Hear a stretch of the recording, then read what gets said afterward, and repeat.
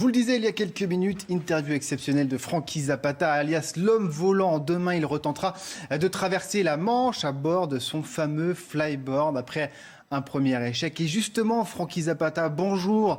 Merci infiniment d'être en direct avec nous et de répondre à nos questions. On imagine comme moi que tous les téléspectateurs qui vous regardent, on est un peu comme des enfants. Merci infiniment d'être avec nous. Dans quel état d'esprit vous êtes? Ça va? Vous vous sentez bien? Écoutez, je me sens bien, je suis un petit peu fatigué parce que du coup il a fallu reconstruire la machine en une semaine, on a beaucoup travaillé, je dirais à peu près entre 15 et 16 heures par jour. Donc oui, hier soir on y était encore jusqu'à 2h30 du matin, donc c'est pas facile là, cette nuit, il va falloir récupérer, mais sinon je me sens dans le même état d'esprit que la première fois, il faut que ça passe, quoi. Il faut aller au bout. Est-ce que cet échec, ce premier échec vous a découragé ou au contraire ça a décuplé vos motivations ? Disons que nous déjà on l'a pas pris vraiment comme un échec à 100%. On était quand même arrivé à faire la première traversée, donc au niveau vitesse, autonomie, on était bon. Après donc on a un peu manqué d'expérience sur le ravitaillement, sur la plateforme, on n'était pas vraiment prêt. Donc bon, on a appris de nos erreurs. Maintenant, ça nous a alors, découragé jamais. Je veux dire, même si demain ça rate, on reviendra, on prendra le temps, mais on reviendra. Et de toute façon. Non, motivé, pas spécialement plus. L'échec ne va pas forcément nous motiver, mais disons qu'on s'y attendait aussi et on savait très bien qu'on ne baisserait pas les bras. Comme d'habitude, on va jusqu'au bout de nos idées et on lâche pas tant que ça passe pas. Ok, Francky, Michel Chavalet, bonjour. On s'était vu longuement à la Fierté à l'Est, c'était votre première interview. Bonjour. Alors, on va parler un peu technique tous les deux. Quelle modification avez-vous apporté donc au flying board, déjà, sur le plan technique? Alors, en fait, c'est un peu complexe. On a déjà apporté beaucoup de modifications à la plateforme. On a pris un bateau plus gros, une plateforme plus grande. Le problème, c'est que on pourrait imaginer que ça n'a pas d'impact sur le flyboarder lui-même, mais oui, énormément, puisqu'en fait, on avait en gros la capacité de se poser finalement sur la première traversée entre le départ et le premier bateau. S'il y avait un problème sur un des moteurs, puisque la machine est résistante à la perte d'un moteur, on avait la capacité de se poser sur un bateau intermédiaire pour arrêter les moteurs, redémarrer et repartir. Cette capacité-là, on sait aujourd'hui qu'on l'a pas. On n'a pas la capacité de se poser sur des petits bateaux volants comme ça. Donc on sait qu'on doit aller du point A au point B. Donc finalement, on a installé le système qui était en cours de développement chez nous, qui était fini mais pas installé, qui est justement un système de redondance sur les turboréacteurs eux-mêmes, qui est une double électronique. Et donc, on va dire, c'est sur ça qu'on s'est focalisé la moitié de la semaine, où on a installé ces nouveaux systèmes de redondance qui prennent le relais, en fait, au cas où l'électronique d'un moteur est défaillante, en fait, le moteur ne peut pas s'arrêter. Il est, quoi qu'il en soit, piloté par une deuxième électronique. Alors, juste je voudrais une précision. Le bateau est un peu plus gros, là, vous avez pris tout de même, il fait 28 mètres, hein, c'est ça? Pour être moins sensible. C'est ça, il fait 28 mètres par 8 ou 9, je crois. C'est comme ça, en parlant, ça c'est pas parlant, mais quand on le voit, oui, il est immense, quoi. Par rapport à l'autre, c'est juste incomparable. Voilà, et c'est moins sensible à la houle. Moi, j'ai regardé les prévisions météo. La houle, c'est des creux de 50 cm. Hein. C'est à peu près ça que vous avez. La météo est bonne pour vous demain.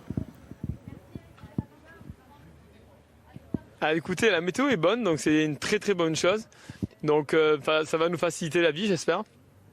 Ravitaillement, où va être situé ce bateau? Dans les eaux territoriales françaises, qui ont dit oui enfin, ou du côté anglais? Et à quelle distance?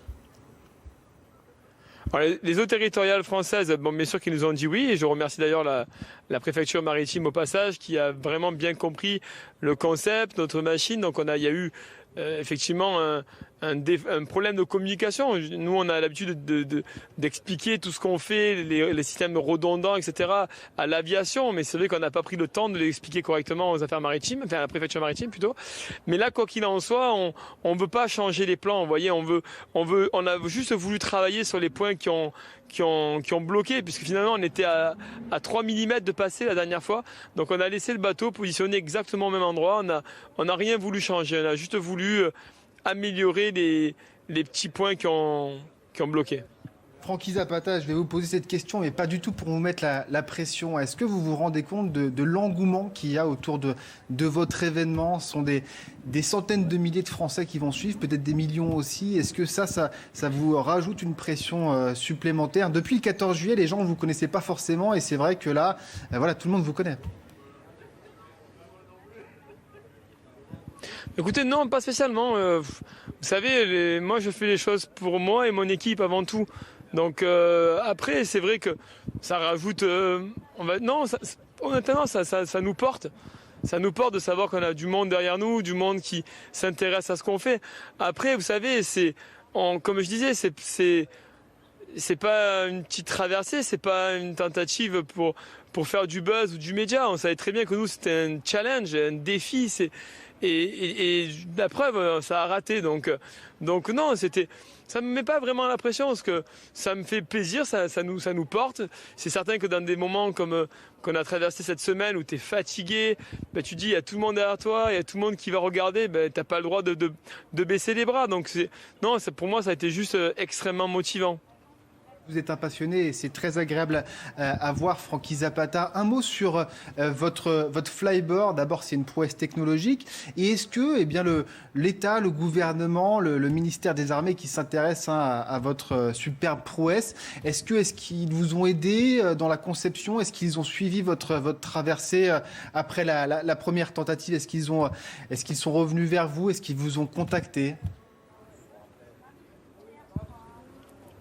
Non, pas du tout. Donc, je pense qu'ils sont intéressés, comme vous avez pu le constater dans certaines interviews de la ministre de la Défense, etc. Ils sont intéressés par la technologie en général, par des machines qui peuvent être déviées dans le futur du flyboarder. Donc, nous, c'est bien. On va répondre aux présences. Aujourd'hui, ils ont un œil bienveillant sur nous. On a reçu une subvention pour améliorer la technologie et pousser, on va dire, en gros, la conception et pousser, on va dire, le développement des mini turboréacteurs qui peuvent être utilisés après sur des tas de machines. Donc voilà, aujourd'hui, l'aide qu'on a avec le ministère des Armées est focalisée aujourd'hui sur ça. Maintenant, sur comment ils utiliseront la technologie qu'on développe réellement aujourd'hui, ça, c'est à eux d'écrire en fait des concepts d'emploi, etc. Donc moi, je ne les vois pas, bien entendu, utiliser un flyboarder. C'est pour l'instant un appareil qui est juste le démonstrateur de notre technologie. Maintenant, nous, développer des appareils spécifiques qui pourraient être utilisés pour du transport de matériel, appareils logistiques ou même le système qu'on a développé qui s'appelle le EasyFly, qui est une version, on va dire, hybride entre un flyboarder et un Segway. Ça, c'est plus facilement utilisable par les forces spéciales, etc. Ça, c'est des machines qui sont en cours de développement, qui volent, mais qui ne sont pas, on va dire, redondantes sur le même niveau que le flyboarder, c'est-à-dire capables de voler sur le sol. Donc, quand vraiment ils auront un intérêt vraiment poussé et précis sur ces machines, mais nous, évidemment, qu'on répondra à présent. Vous êtes un pionnier vraiment de cette invention. Quand on vous compare aux géants américains, aux Steve Jobs, aux Bill Gates qui ont commencé dans leur garage et qui ensuite sont devenus les personnages, les personnalités qu'on connaît, est-ce que ça vous flatte? Et deuxième question, vous mettez souvent en avant le fait que c'est un savoir-faire français et c'est important pour vous de le dire, ça. Alors déjà, je vais commencer par la dernière question. Oui, je suis heureux et je suis fier de dire que c'est français. À chaque fois, les gens, quand ils me voient, surtout aux États-Unis, ils sont quand même assez chauvins, ou même en France, ah ouais, c'est génial, mais vous faites ça depuis quand? Vous l'avez acheté où aux États-Unis? Je dis, mais non, mais pourquoi? Mais pourquoi tout le temps aux États-Unis? Pourquoi les Français sont tout le temps complexés de ça? Non, il y a un fait de travail extraordinaire en France aussi. On est capable de faire une technologie hors du commun en France également. Et voilà, je suis désolé, moi j'adore les États-Unis, c'est un pays magnifique, mais voilà, vous voyez, le premier Ironman, il n'est pas américain, il n'est pas né en Californie, il est né en France. Non, enfin, c'est une blague, mais voilà, sincèrement, moi je suis fier déjà de la technologie à la française. Après, les comparaisons, etc., c'est extrêmement tôt pour me comparer à qui que ce soit. Moi aujourd'hui, comme on l'a dit, je suis un passionné. 90% ou 99,9% de mon équipe sont des passionnés également. ils ont le même objectif que moi. Ils veulent bien sûr qu'on s'inscrive dans une ligne, qu'on puisse marquer, on va dire, à notre tour, une toute petite partie de l'histoire. C'est génial de se lever le matin en se disant qu'on est sur un terrain vierge, on est sur une feuille blanche, et chaque fois qu'on avance d'un mètre et qu'on met un jalon, ben forcément il restera. Et ça c'est beau, quoi. Ça fait vibrer, c'est la passion. Mais avant tout, nous on veut traverser pour traverser. Vous savez, dans la vie, faire les choses.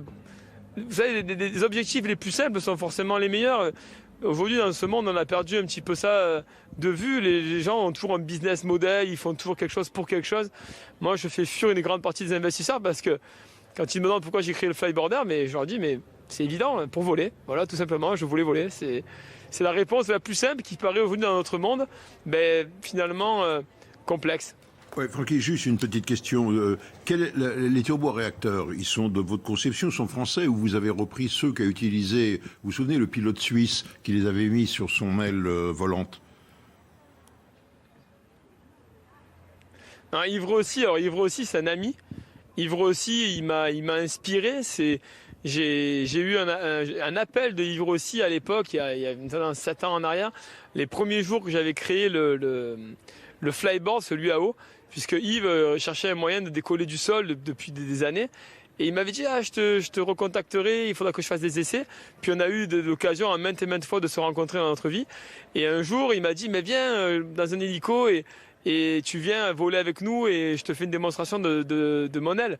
Et quand j'ai vu Yves voler face à moi avec ses ailes, je suis descendu de l'hélico et j'ai dit, voilà, le projet que j'ai dans ma tête du flyboarder, je n'arrête pas tant qu'il n'est pas fini. Et donc c'est effectivement à cette époque-là, j'utilisais des Jet-Cat comme Yves. Aujourd'hui, c'est des turbines qu'on a achetées chez un autre fabricant. La base mécanique vient de l'autre fabricant, mais toute l'électronique, les modes de gestion, c'est fabriqué par nous. Et aujourd'hui, comme je disais, grâce au ministère des Armées, on développe notre propre turbo-réacteur de HKZ. Juste rapidement, et on vous remercie beaucoup de vous accorder du temps pour ces news. Juste une question. Il y a un homme que vous allez rencontrer qui rêve de voler, il rêvait de revenir depuis l'espace, je dis bien, en volant, à pied. C'est Jean-François Clairvoy, l'astronaute. Il rêve de vous rencontrer. Je vais organiser ça et puis d'essayer votre machine. Vous voyez, c'est un scoop, c'est une avant-première. Mais ça, on verra ça un petit peu plus tard, tous les deux. Voilà. Donc vous savez, vous avez un astronaute, Jean-François Clairvoy, qui rêve de voler avec vous. Et donc d'avoir ces sensations d'astronaute. Mais écoutez, avec plaisir. Moi, je le rencontrerai déjà avec grand plaisir. Après, pour ce qui est de voler en flyboarder, c'est beaucoup plus compliqué que ça n'y paraît. Il y a une préparation derrière énorme. Mais écoutez, moi déjà, je serais extrêmement fier et honoré de le rencontrer. Une dernière question, Francky Zapata, avant de vous remercier infiniment. Cette question, elle est assez intime, peut-être. Lorsque vous êtes au-dessus de la Manche et que vous traversez cette mer lors de cette première tentative, qu'est-ce que vous avez dans la tête? Quel est votre sentiment à ce moment-là? Comment est-ce que vous vivez l'instant? Puisque là, il n'y a plus de caméra, vous êtes seul au monde avec votre machine, il y a du stress. Est-ce que c'est du plaisir? J'imagine que oui. C'est un plaisir énorme, mais disons que c'est le genre on va dire comment dire ça, de situation un peu masochiste dans laquelle tu te mets pour finalement avoir du plaisir après. Parce qu'au moment où tu y es, en fait, ça brûle les cuisses, t'as juste dans la tête de te poser. Après, tu arrives comme ça à te déconnecter quelques secondes pendant la traversée pour prendre plaisir. Parce que oui, tu as des moments où tu es seul en mer, tout seul. Là, c'est quelques moments où tu arrives à réaliser, à prendre un peu de plaisir. Puis très vite, tu as l'objectif. Je regarde la vitesse à laquelle je vole. Il faut réaccélérer, il faut résister à la douleur. Donc du coup, tu as toujours un moment en fait où tu réalises quand même, mais c'est vrai que oui, forcément, c'est plutôt après c'est surtout pour après que tu fais ces choses-là. Ce que disait Thomas Pesquet quand il a sa première sortie dans l'espace, c'est ce qu'il m'a dit. Il m'a dit sur le moment, je l'ai pas apprécié, c'est seulement après. Voilà. Et ben vous êtes dans le cas des astronautes, mon cher. Exactement. Francky Zapata, merci infiniment. Exactement, parce qu'en fait, tu es tellement sous pression. Ouais. Allez-y, continuez, je vous coupe pas la parole, surtout pas. Je vous disais non, en fait on est tellement sous pression et on a tellement envie que ça se passe bien et puis il y a beaucoup de choses à faire. En fait, il faut déjà piloter, donc il faut tenir l'équilibre, aller vite, résister physiquement et en même temps il faut maintenir la vitesse, regarder le chrono, regarder la consommation, analyser les pannes potentielles. Donc c'est au moment où tu te poses, comme aux Champs-Élysées. Quand je me suis posé, j'ai réalisé mon rêve d'enfant et être présent là au 14 juillet, c'était magique pour moi. Mais c'est que sur l'instant, c'est aux gens que tu essaies de donner du plaisir, mais toi, tu en prends quand tu te poses. Ça sera à suivre. Ce qui était magique, demain. ce qui est magique, c'est de vous avoir eu en direct et de nous avoir consacré. C'est vrai, du merci temps. Michel, merci infiniment. Merci Francky Zapata infiniment d'avoir passé du temps avec nous sur CNews. Merci Croyez-moi, beaucoup. toute la rédaction de CNews vous suivra et est avec vous. Ils m'ont demandé de passer ce message en tout cas. Merci Francky Zapata. À demain, on croise les doigts pour vous vraiment.